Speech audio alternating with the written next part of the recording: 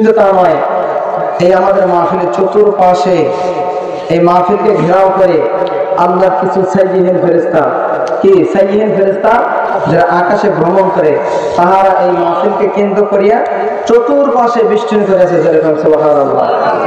আমরা যখন মাহফিল শেষ করি যার যার বাড়িতে চলে যাব, ফেরেশতারা আল্লাহর দরবারে চলে যাবেন।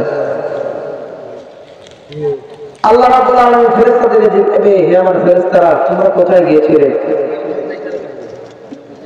ফেরেশতারা বলল, হে আমাদের রব্বে কারীম, আপনি তো সবই জানেন। আল্লাহ জানে না? জোরে বলে, আল্লাহ জানে না? আল্লাহ কিন্তু জানেন। তারপরেও ফেরেশতাদের কাছ থেকে শুনতে চাচ্ছেন যে হে আমার ফেরেশতারা তোমরা কোথা থেকে আসলে?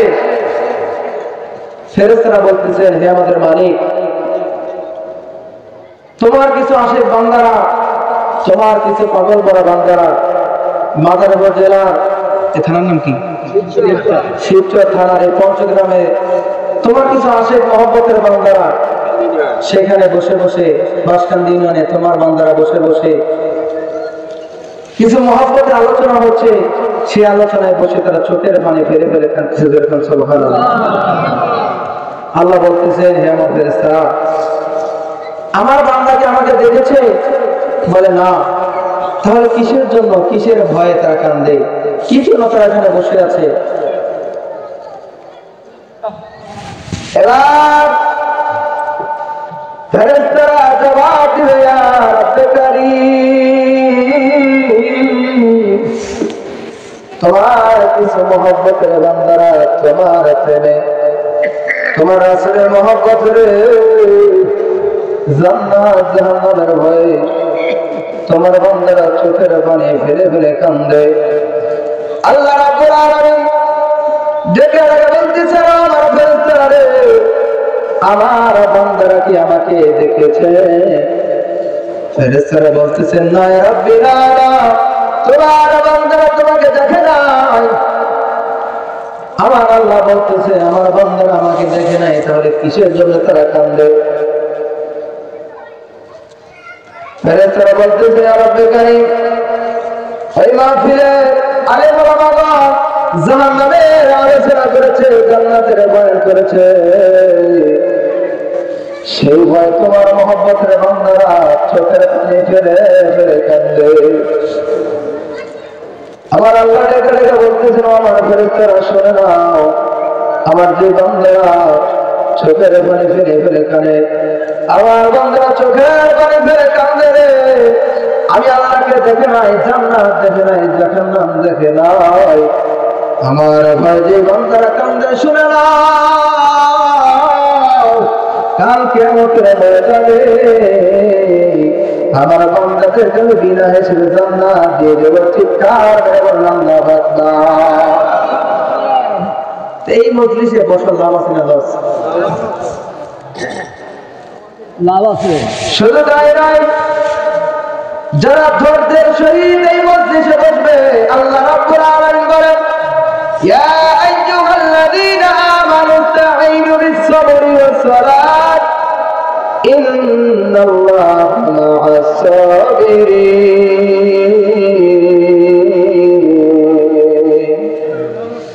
আমাদের বান্দারা ধৈর্যের সঙ্গে মজলিসে বসবে এবং যারা ধৈর্য ধারণ করবে, সালাত আদায় করবে, ইন্নাল্লাহা মা'আস-সাবিরিন, আমি সেই বান্দাদেরকে পছন্দ করি। জোরে কোন আল্লাহু আকবার।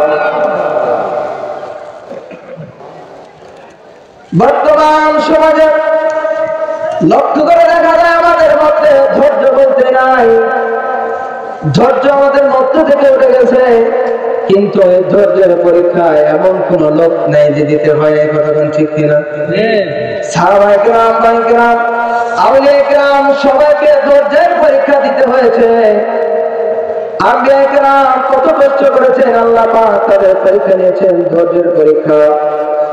আল্লাহর নবী আলাইহিস সালাম সময় কম, মূল আলোচনা চলে গেল।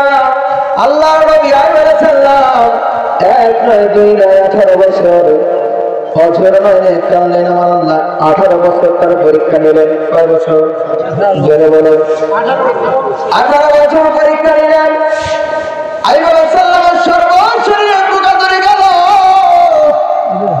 পোকা তাকে ছেড়ে চলে যায়, তার গ্রামের মানুষ তাকে ছেড়ে চলে যায়, আত্মীয় স্বজন ছেড়ে চলে যায়।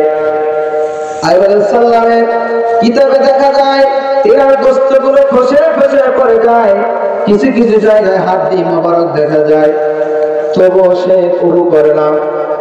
আল্লাহ দরবারে ফরিয়াদ করেন, আল্লাহ আমার কষ্ট হয়, আপনি আমাকে মাফ করে দেন। এই কথা বলে না, বস্তুগুলো খসে খসে পড়ে যায়, সবাই তাকে ছেড়ে চলে যায়, একমাত্র তার বিবিরা, মানুষের সবচেয়ে আপন হলো বিবি, সবাই তাকে ছেড়ে চলে যায়।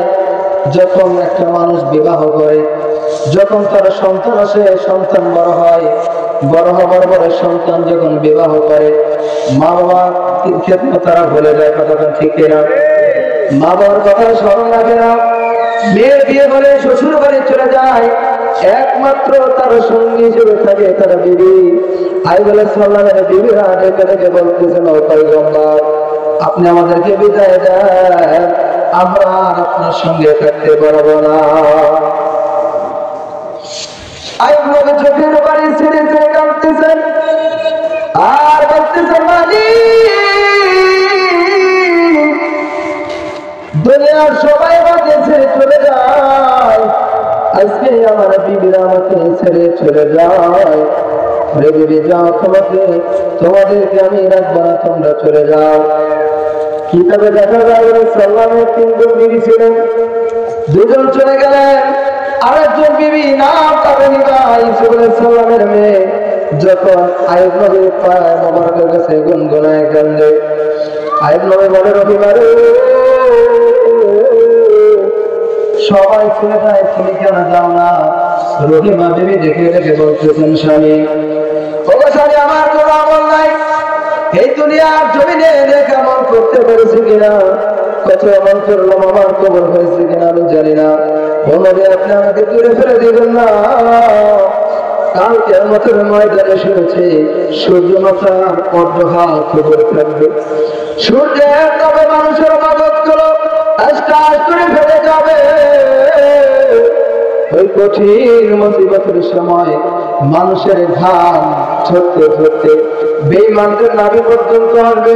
ওই কঠিন মুসিবতের সময় আমার আল্লাহ রাব্বুল আলামিন যদি বলে, রহিমা, কাল এই দুনিয়ার জমিনে আমার বন্ধুকে তুমি ছেড়ে চলে এসেছো, আজকে তুমি কি নিয়ে এসেছো, আমি আল্লাহর দরবারে হিসাব দাও।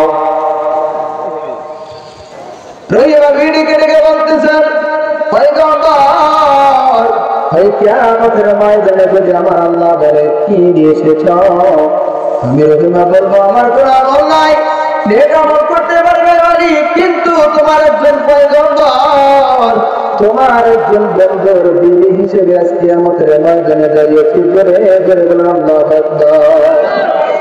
এইরকম বিবি আইয়ুব নবীর স্ত্রী একজন নারী, আব্দুল কাদের জিলানীর একজন নারী,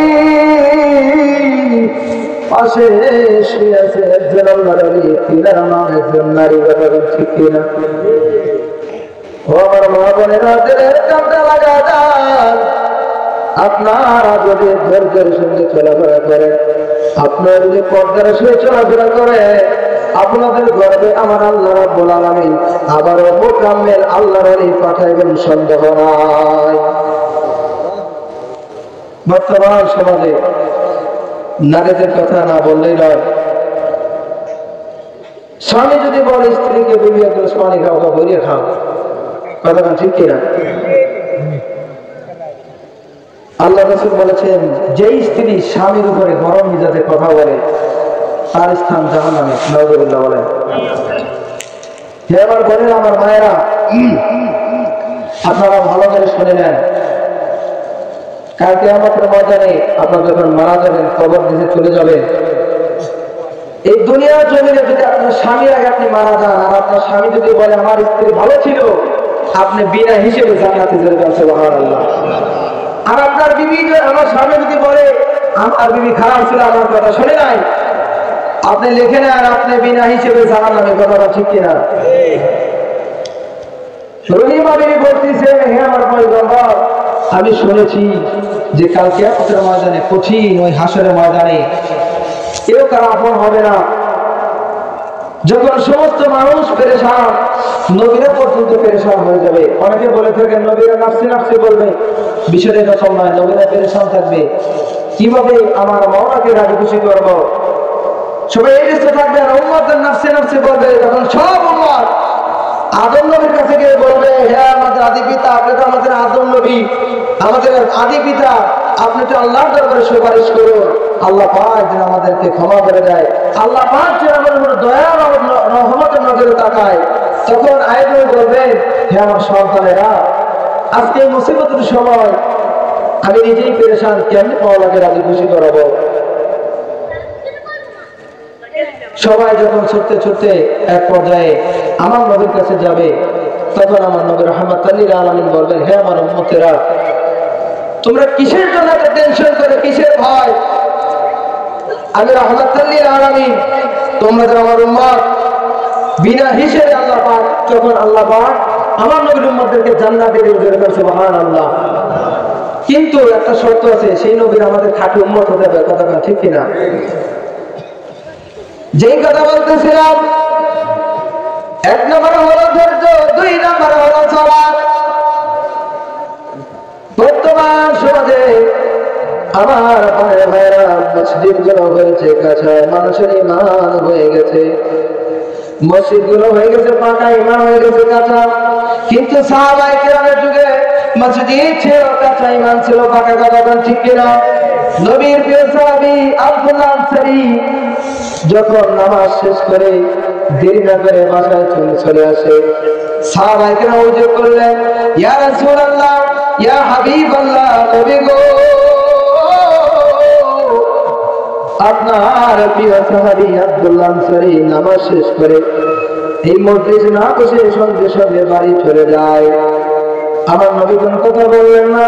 প্রথম দিন যখন চলে যায়, দ্বিতীয় দিন বললেন, ইয়া রাসূলুল্লাহ, ইয়া হাবিবাল্লাহ, নবী গো, আপনার প্রিয়জন সাহাবী আব্দুল্লাহ আনসারী নামাজ শেষ করে সালাম ফিরার সঙ্গে সঙ্গে মোনাজাত করে সে বাড়ির দিকে চলে যায়।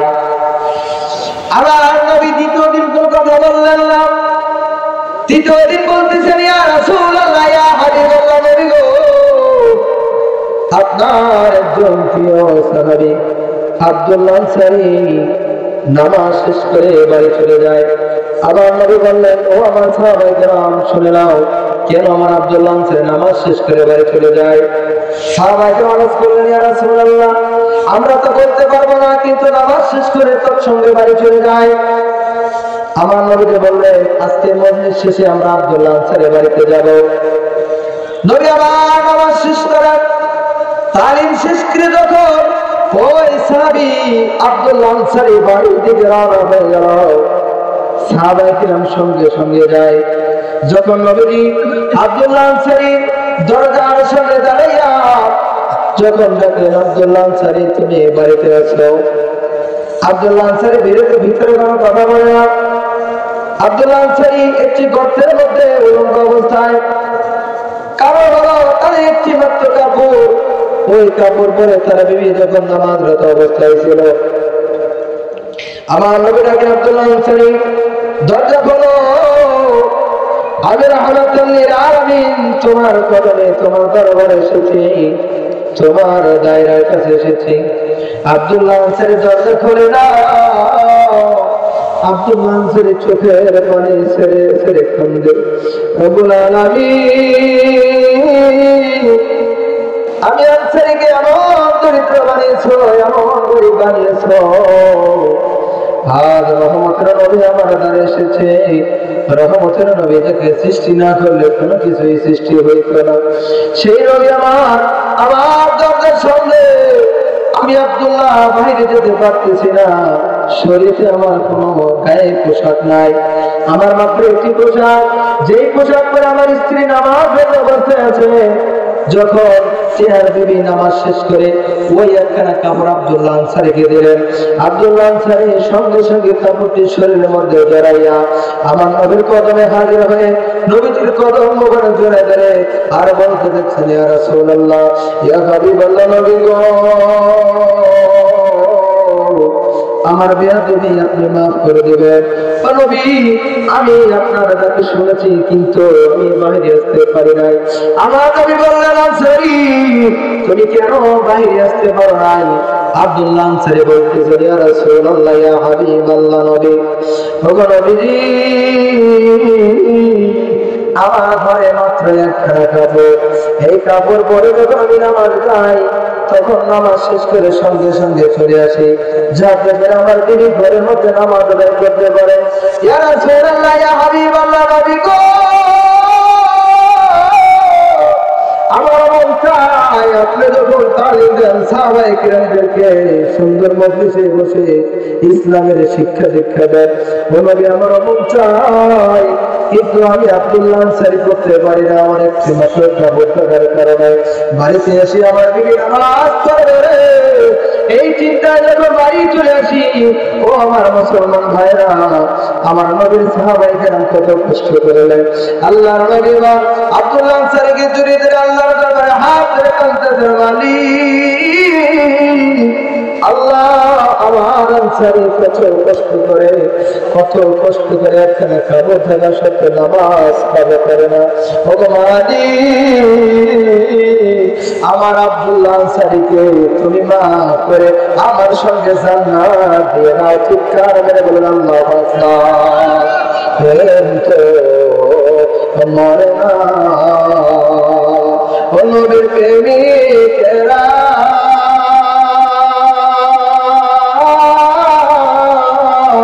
দিশেহারা মরণের ভয় করে না, প্রেম তো মরে না। কইরাছে আয়ব নবী,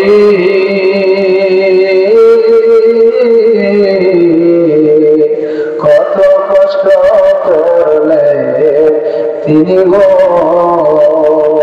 ওরে 18 বছর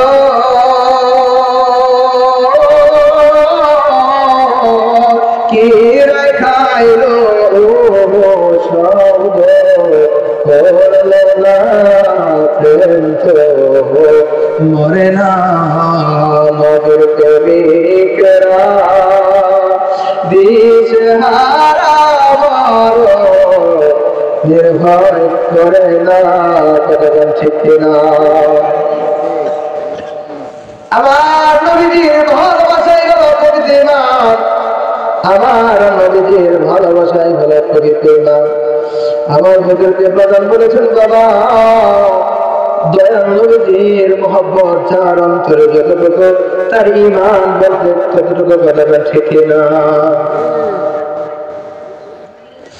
আবার দেখে গভীর মনোযোগ দেড় কান্তে লাগা যায়, আমার নবীর উপরে আমার আল্লাহ তাআলা কত খুশি হন। সত্য একটি ঘটনা আপনার সামনে বলে যায়। আমার ভাইরা, মুসা নবী এরা জামানায় একজন উম্মত ছিল, এক নয় দুই নয় 200 বছর আল্লাহ পাক তাকে হায়াত দান করেছিলেন। কয় বছর? 200 বছর হায়াত পাওয়ার পর এই বান্দা কোনদিন ভালো আমল করে নাই, কোনদিন নেক আমল করে নাই।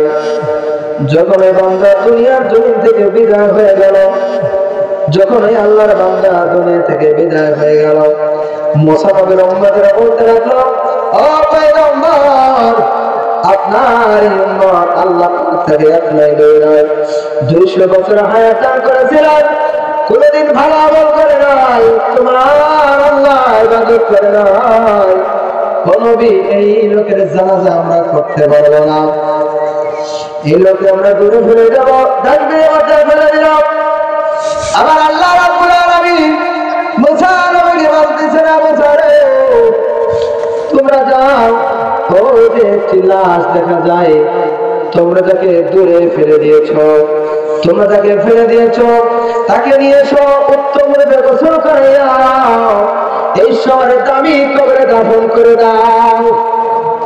মুসা নবী বলতেছেন, আল্লাহ রাব্বুল আলামিন তোমার এই বান্দা এক নয় দুই নয় 200 বছর হায়াত দান করেছিলেন, কোনদিন আমল করে নাই, না ভালো করেছে।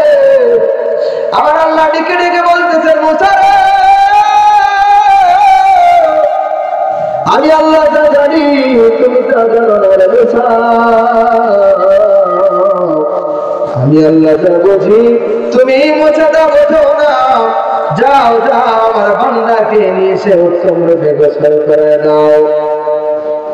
মুসা আলাইহিস সালাম আল্লাহ তাআলার কথা শুনে যখন তার কওমের লোকদেরকে একত্রিত করলেন, বললেন, আমার উম্মতেরা, আমার আল্লাহ বলেছেন তোমরা যে লোকটিকে ওই ডাস্টবিনের মধ্যে ফেলে দিয়েছো, তাকে জঙ্গলের মধ্যে ফেলে দিয়েছো, আল্লাহ তাআলার হুকুম হইল তাকে সুন্দর করে গোসল করাইয়া এই শহরের দামি কবরে তাকে দাফন কাফন করাইতে হবে। জোরে বলা যাবে কি একবার মারহাবা।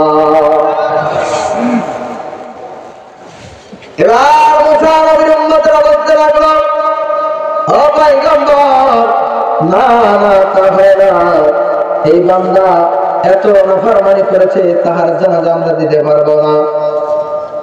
আপনার আল্লাহ আপনি বলুন, আমরা জানাজা দিতে পারবো না। মুসা নবী আল্লাহর কাছে চলে গেলেন, তোরে পাহাড়ে গিয়ে আল্লাহর সাথে কথা বললেন, ইয়া রব্বে কারীম, আমার কওমের লোকেরা বলতেছে তারা জানাজা দিবে না। আমার আল্লাহ বলতেছেন, মুসা রে, আমার বান্দা এমন একটি আমল করেছে, এমন একটি ইবাদত করেছে যে আমি আল্লাহর ভালো লেগেছে। হয়তো আমার বান্দা 200 বছর হায়াত পাওয়ার পরে কোনো আমল করে নাই, ভালো কাজ করে নাই, কিন্তু এমন একটি কাজ করেছে রে মুসা, আমি আল্লাহর ভালো লেগেছে। যাও যাও তার দাফন কাফনের ব্যবস্থা করো। এবার মুসা নবী জানতে চায়, রব্বে কারীম, আপনার সেই উম্মত কি এমন আমল করেছে যাকে আপনি 200 বছরের জিন্দেগির গুনাহ মাফ করে দিলেন? আমার আল্লাহ বলতেছেন, শুনে নাও মুসা রে, তুমি তো জানো সেই জামানায় আমার একজন নবী যাবে, যার নাম হাবিবুল্লাহ। তোমার তাওরাত কি যাবে, আমার নবীর নাম যত জায়গায় পেয়েছে, তোমার এই উম্মত ততবার চুম্বন করেছে, ভালোবেসেছে। চুম্বন করার কারণে, ভালোবাসার কারণে আমি আল্লাহ তার জীবনের আগে পরে গুনাহ মাফ করে দিয়েছি। জোরে জোরে বলুন আল্লাহু আকবার। এ দুনিয়ার মুসলমান, আমার নবীর দরুদ পড়ার কারণে যদি মুসা আলাইহিস সালামের 200 বছরের জিন্দেগির গুনাহ মাফ করে দেয়, আমরা সেই নবীর উম্মত হয়েছি। বলুন তো আমার নবী আমাদের জন্য সুপারিশ করবে কি করবে না? আমার নবী আমাদের জীবনে আগে মাফ করে দিবে। আমার পাড়ার ভাইরা শুনলেন, যে কথা বলতেছিলাম, মুসা নবীর সেই উম্মত 200 বছরের জিন্দেগির গুনাহ মাফ হয়ে গেল। বর্তমানে আমরা যদি আমার নবীর উপরে দরুদ করি, আমার নবীর উপরে সালাম পড়াই, খেয়াল করি, বর্তমান সমাজে কিছু হলে চৌকালে হয়ে যায়, বলে মিলাদ করা যাবে না, দরুদ করা যাবে না।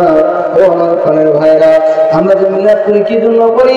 আমার আল্লাহ রাব্বুল আলামিন কোরআনুল কারীমের দলিল দিয়ে দিচ্ছেন, ও আমার মুমিন বান্দারা, তোমরা আমার নবীর উপর দরুদ পড়ো, কারণ আমি আমার নবীর উপরে দরুদ পড়ি, আমি আল্লাহ দরুদ পড়ি, তোমরা কেন পড়তে পারবা না? আল্লাহ বলতেছেন সূরা হাজাবে 56 আয়াত, আল্লাহ বলতেছেন, ইন্নাল্লাহা ওয়া মালাইকাতাহু ইউসাল্লুনা আলান নবী ইয়া আইয়ুহাল্লাযীনা আমানু সাল্লু আলাইহি ওয়া সাল্লিমু তাসলিমা। নিশ্চয় আমি আমার নবীর উপরে দরুদ পড়ি, আমার ফেরেশতাগণ পড়ে, হে মুমিনগণ, ইয়া আইয়ুহাল্লাযীনা আমানু। এইখানে একটা বিষয় আছে, আল্লাহ পাক বলেন ইয়া আইয়ুহাল্লাযীনা আমানু, এখানে বলবেন ইয়া আইয়ুহান নাস। নারায়ে তাকবীর।